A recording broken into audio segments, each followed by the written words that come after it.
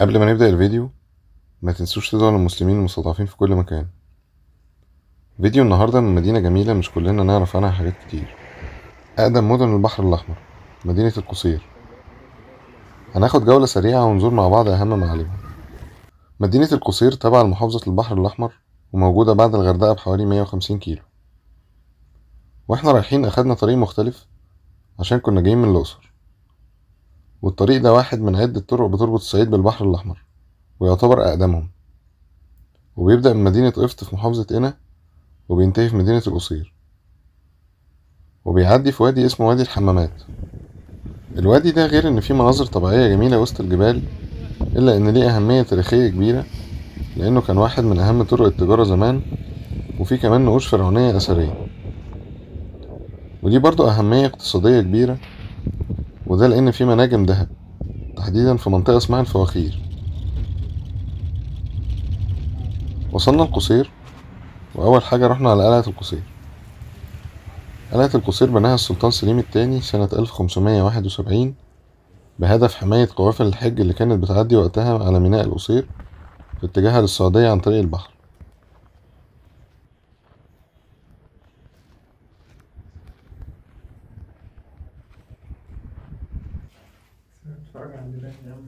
جوه القلعة في بعض المعروضات الأثرية المتعلقة بمدينة القصير، ومنها شركة فوسفات القصير اللي تأسست في مطلع القرن اللي فات لاستخراج الفوسفات في المنطقة. في برضه يافط بتحكي كتير عن تاريخ المدينة، وإن كان في ميناء روماني قديم اكتشفوه شمال مدينة القصير بحوالي 8 كيلو.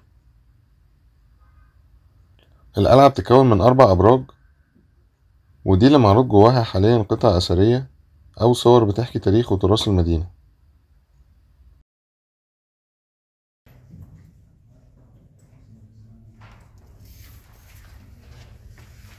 طلعنا فوق البرج الرئيسي وشوفنا منظر جميل قوي للقصير من فوق.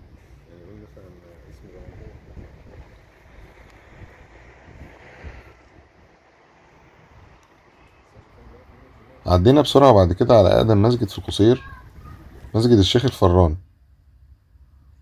وده كان راجل سعودي جه عاش في المنطقة هنا، وبعد كده بنوا الجامع باسمه سنة 1704.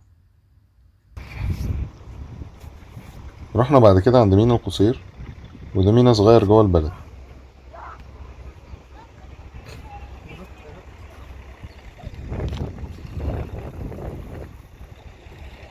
للأسف احنا كنا في الشتاء وكان يوم ساقع قوي كمان، فما كانش في ناس نزل البحر خالص.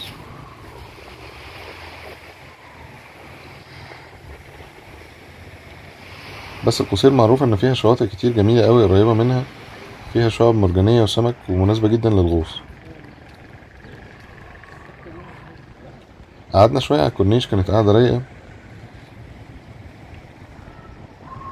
وختمنا اليوم على الكورنيش بس في منطقة تانية، والجو كان ساقع قوي فما قدرناش نقعد كتير بعد المغرب. ما تنسوش تدعمونا باللايك والاشتراك، واشوفكم الفيديو الجاي من مكان جديد ان شاء الله.